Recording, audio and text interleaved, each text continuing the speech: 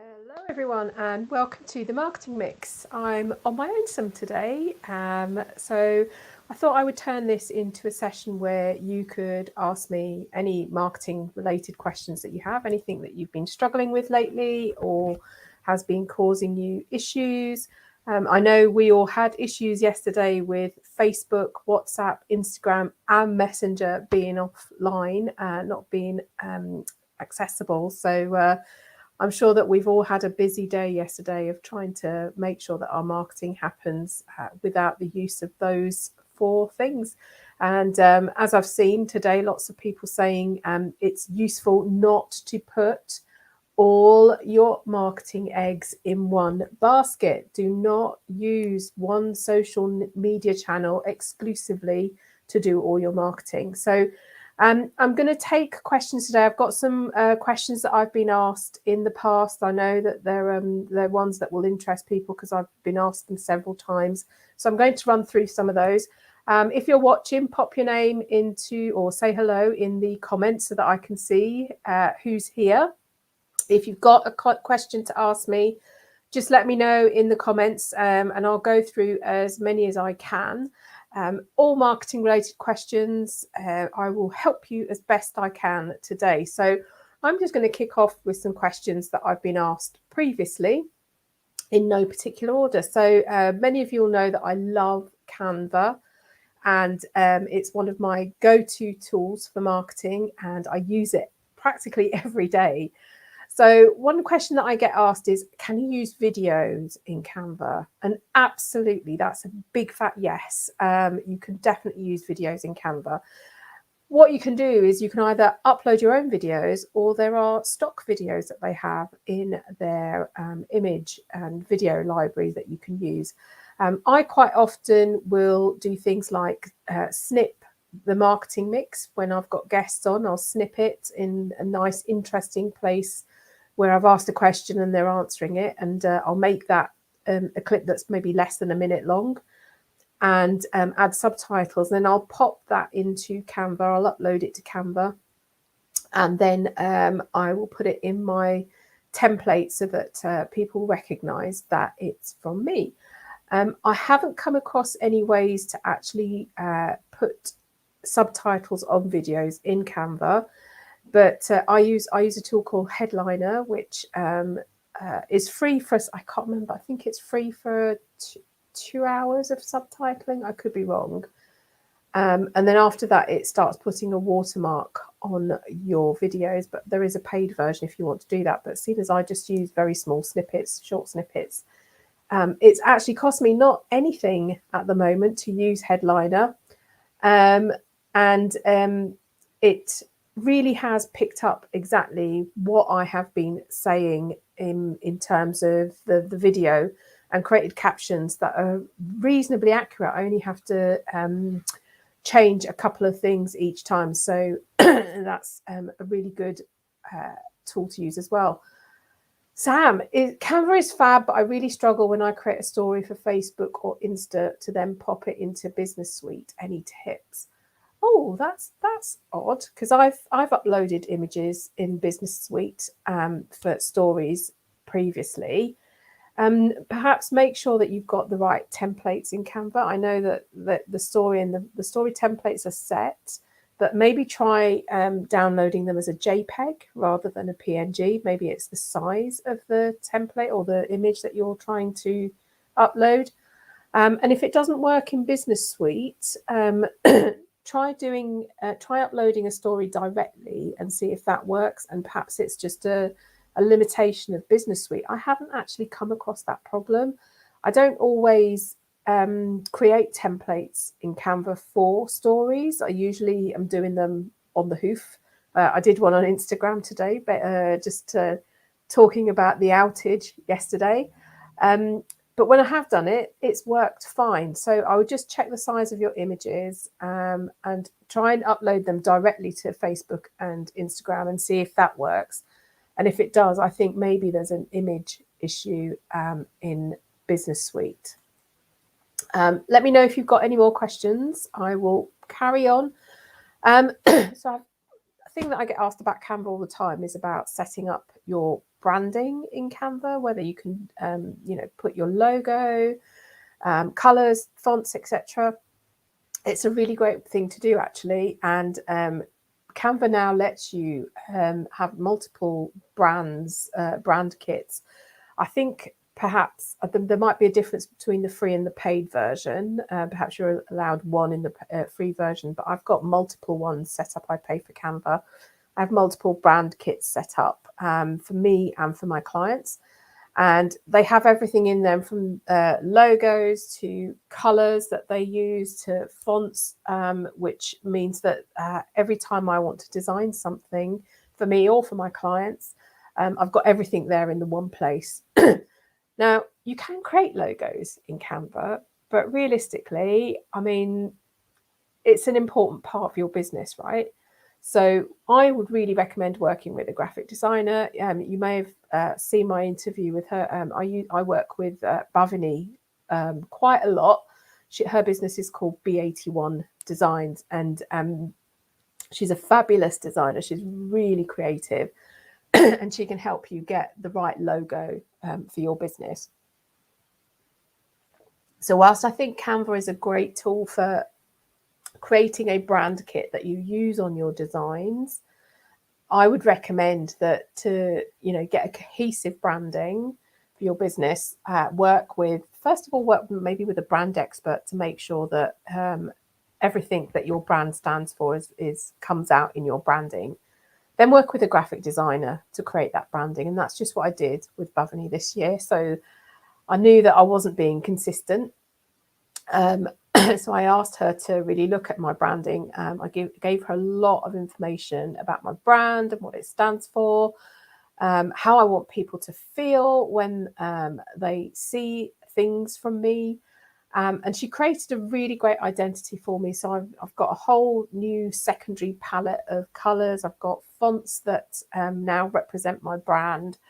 I've gone through and created a image design guideline because I've got someone helping me with my social media, so I want them to follow that branding document as well. So hopefully you've seen more recently that my branding is starting to look really consistent, and you can recognize me wherever you see me from my images, through the colors and the fonts and obviously the content. Moving on to Instagram. So what types of files do Instagram and Facebook support? I've had difficulty uploading GIFs before. I think with GIFs, I find Facebook really patchy on whether it will let you upload a GIF or not, and for it to actually play once you've posted it. I don't know what it is. I've never been able to resolve it. Generally speaking, Facebook will take images, so photos, upload photos straight from your phone, images that you created either in PNG or JPEG format, videos, so you can upload videos either straight from your phone or from your desktop, and of course GIFs. I really just find GIFs a bit hit and miss.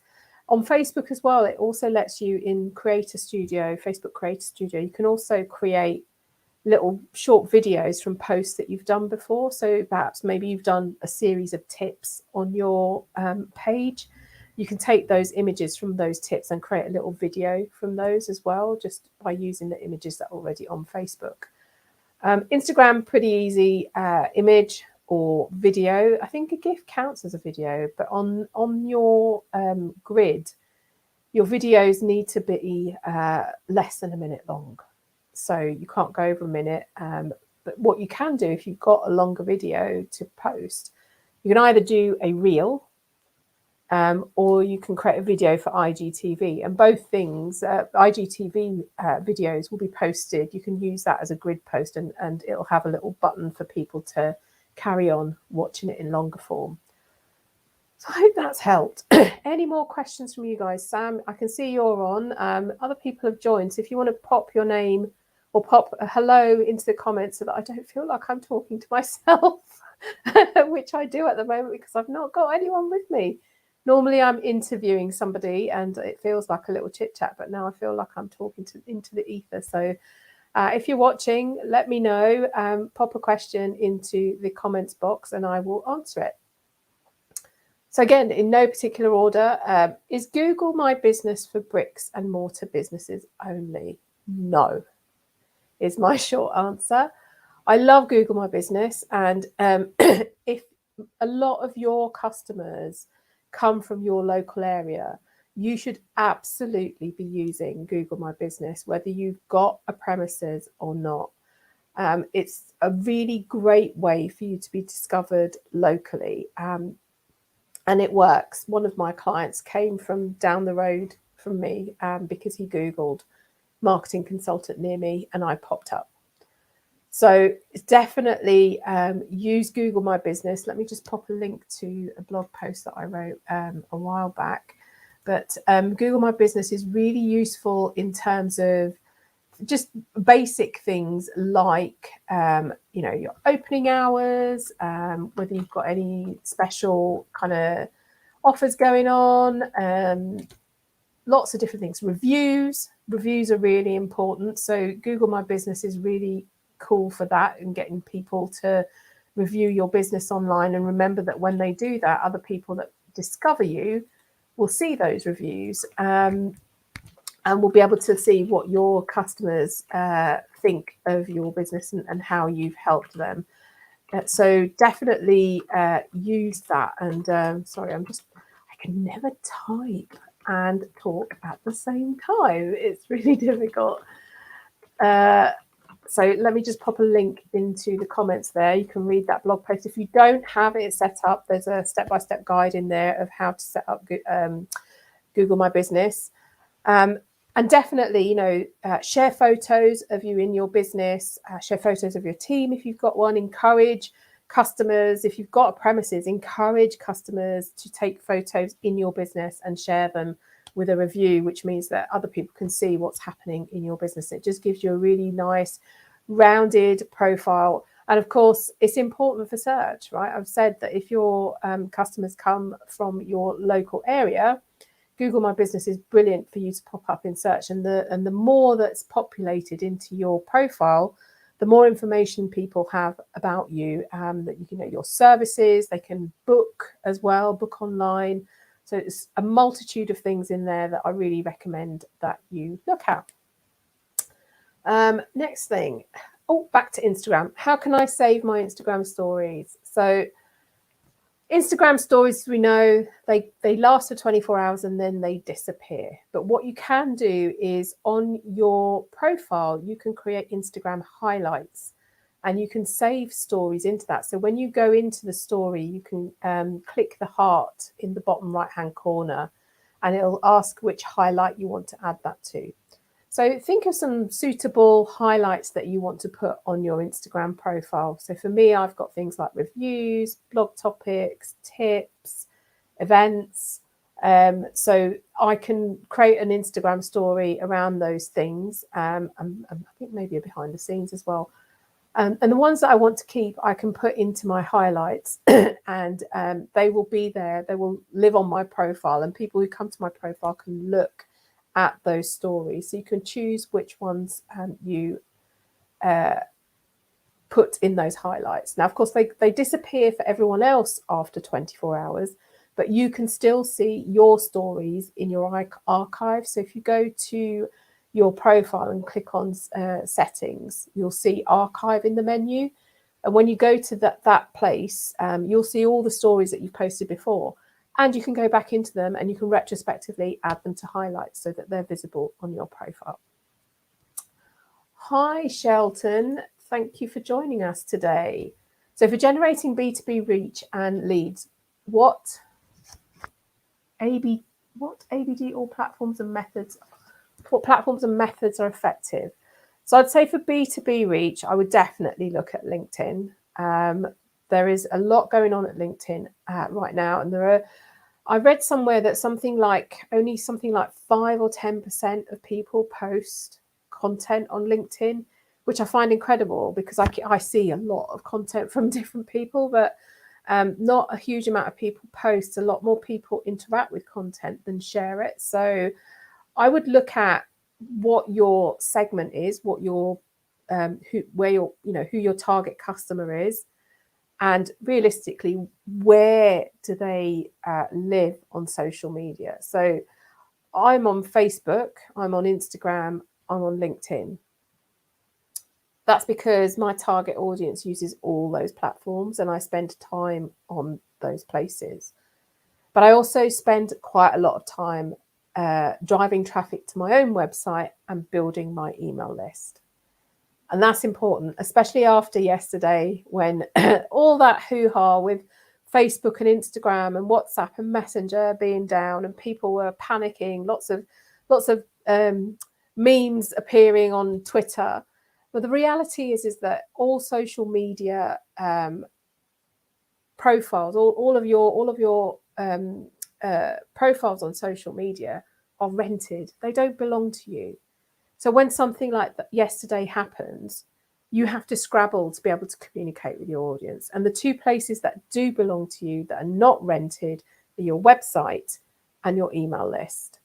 So Shelton, really sit down and think about who your ideal customer is and find out as much about those types of people as possible, and learn where they live online and in the real world. And those are all the places that you want to be. But I recommend that you spend quite a lot of time driving people back to your website so that they can see all the great content that you put on there, and also build your email list, because you need to be able to communicate with your audience on your terms, and not be reliant on social media platforms that may or may not show your post because of their algorithms and they want you to pay for advertising, or they have a bit of a paddy and nothing is working. So I hope that helps you, Shelton.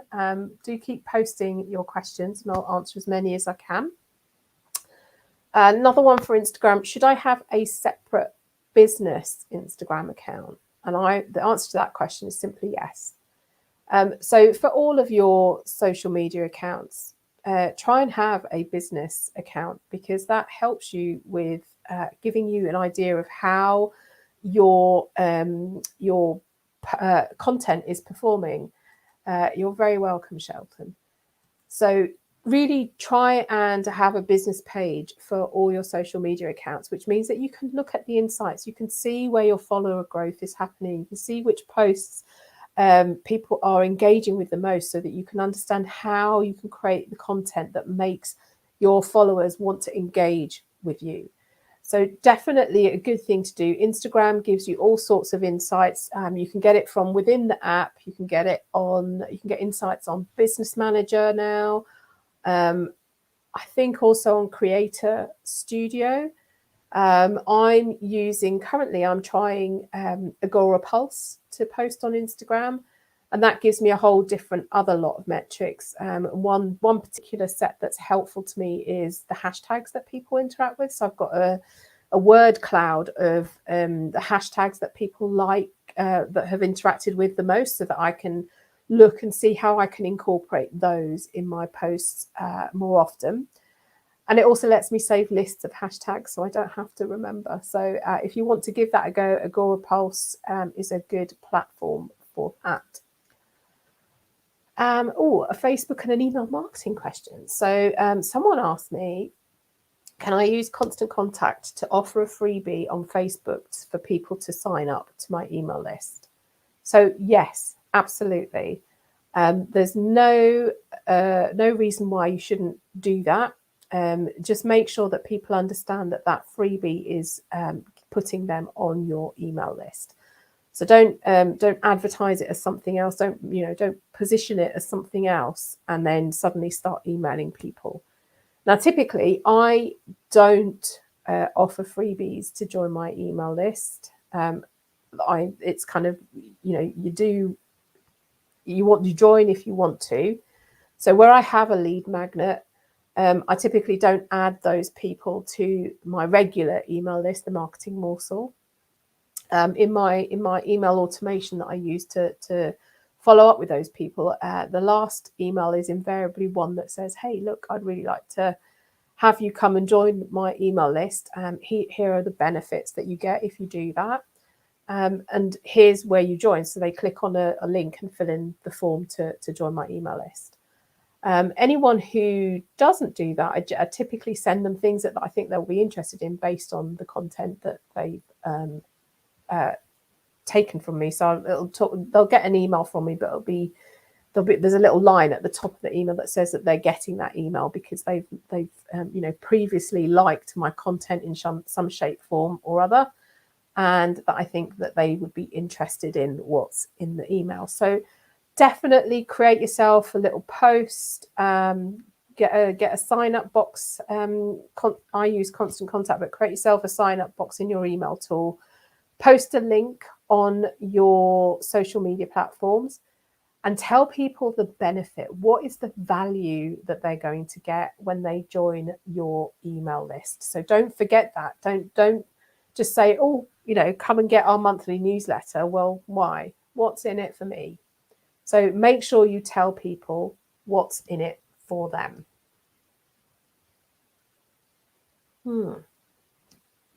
Okay, a couple of questions about blogging. So how can I come up with blog post topics? Well, the first thing I'd say to you is really look at what you're getting asked a lot about. So what are the types of questions that your customers or prospective customers ask you all the time? And if you've got an FAQ page on your website, how can you take those and expand them into a blog post? So if you get asked something all the time, definitely turn that into a blog post. I get asked all the time, how can I get ideas for my blog? How can I create those ideas for my blog? What types of topics should I be talking about? And because I get asked that a lot, guess what I did? I created a blog post about how you can generate ideas for your blog. I'm just going to post a link to it in the chat. But that's something that I get asked lots of times. And I was like, I talk about this so much. I'm going to put my ideas down in a blog post for my blog and share that. And you can see it's quite popular. It's one of the topics that people want to know about. So hopefully that's a little bit of inspiration for you to start blogging, and it's a really good thing to do because it helps you be found. So it's content for your website. So it's content that you can use to signpost people to your website. So getting people from social media and your email list onto your website. But it's also really great to show how much of an expert you are in the thing that you do. So I always talk about things, from a teaching perspective. I like to share things that will help people, practical tips. I don't do an awful lot of selling on my blog. So, think about how you can use those blog post topics that you generate to really position yourself as an expert and get found. And another one is blogging weekly a good or a bad idea? Well, I say if you've got time to blog weekly, do it. And the reason for that is the getting found bit. So every time you add new content to your website, Google and other search engines will rank that page as a page that can be delivered in search. So every time you do that, Google says, oh, here's a new page. This website is actually active. Somebody's maintaining this, and we should be sending traffic to it. So when we've ranked it, and if people look for combinations of words that appear or phrases that appear on this page, we should show that up in search results. And having that organic reach, that organic traffic to your website is such a good thing. That's people discovering you without you having to do very much. You've created some content for your website, and if you can do it on a weekly basis, it's a really good thing to do. And I did when I first started my business. I had time. I didn't have as many clients, so I would create a blog post every week. I have to admit that I haven't been very great in recent months. but I want to create more content, and I'm going to do that. I'm planning. In the next couple of days, I'll be planning for November through to January. So I'm hoping to create more content then. So if you've got any topics that you'd like me to cover, whether it's me or I interview someone for my Minal Meet series, or I ask somebody to write a guest post, let me know any topics around marketing, and I can add that to my list of content for my website. Cool. One last question. So actually, I've got two. Should you routinely resend emails to people who don't open content, don't open the emails? It seems a bit pushy to me. And I would say, yes, it is a bit pushy. I feel it's a bit pushy if you do it all the time. But I really don't see any harm in doing it some of the time. So when it's an important email, you don't want people to miss out on it. Perhaps you've got a sale or an event and you don't want them to miss out on it. I think it's fine to do it occasionally, but I really wouldn't do it all the time. Richard just said, is there an ideal amount of time to have between blog posts? I would say try not to go less than monthly. Just because I think, as I understand it, Google goes through websites every week ranking new pages. So if you haven't had any content for more than a month, it's going to start thinking that your website's not a living, breathing thing. So I would imagine, like, really don't go less than monthly. Try and post at least a couple of times a month. One last question. I want to be able to offer an opt-out for certain marketing events which could have negative emotional triggers for certain followers. For example, Mother's Day or Father's Day. How do you do this? So this is really simple in Constant Contact. What I would do is I would create an email.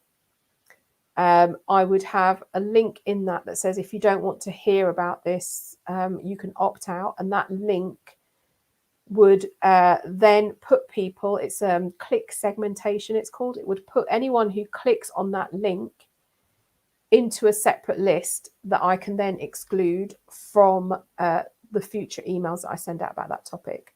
I'll just have create a landing page or create a hidden page on your website that people can, when they click on that link, they go to that and it says, thank you for letting us know. We've opted you out of these emails, but you'll still continue to get all of our regular stuff. It's a nice thing to do. I know it's particularly around those times of year, people find it tough if they've lost a parent, or it's other times of year they perhaps don't want to hear about those the content that you've got in going out in your email. So it's a nice thing to do to offer them an opt out. You're very welcome, Richard. I hope that's helped, and I hope you can take the ideas post that I've just given you and or put in the link to, and create some blog posts. Cool. We are almost out of time. I can't believe I've gabbed on for nearly half an hour. My voice is about to give up. In 2 weeks' time, I have got the fabulous Michelle Collins with me. She is, I think I'm organised and plan quite well, but she's a maestro at organising time. She owns a virtual assistant business. She's got a team of ladies working for her, organising their clients. So she's on with me in 2 weeks' time. If you struggle to get things done in your working week, Michelle is going to have a ton of tips to share. So do join us in 2 weeks' time. In the meantime, take care and have a good week. Bye.